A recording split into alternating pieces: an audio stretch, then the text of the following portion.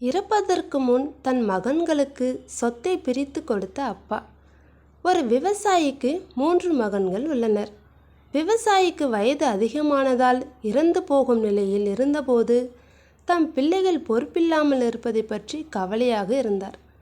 ஒரு நாள் அவர் தம் பிள்ளைகளுக்கு தன்னுடைய நிலங்களை அவர்களுக்கு பிரித்து கொடுத்தார். அது மட்டுமல்லாமல் அந்த நிலங்களிலும் ஓரிடத்தில் ஓரடி ஆழத்தில் புதையல் இருப்பதாக சொன்னார்.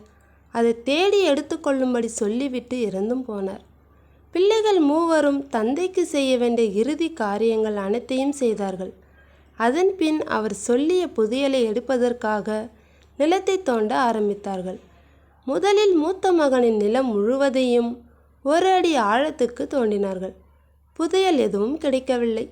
எப்படியும் புதையலை கண்டுபிடித்து விட வேண்டும் என்ற வெறியில் 2வது மகனின் நிலத்தையும் தோண்டினார்கள். ஏமாற்றம்தான் மிஞ்சியது.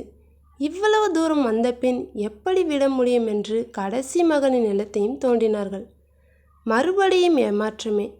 3வரும் சேர்ந்து தோண்டியது வீணாக வேண்டாம் என்று எண்ணி அந்த நிலங்களில் விதை விதைத்து நீர் பாய்ச்சி உரம் போட்டார்கள்.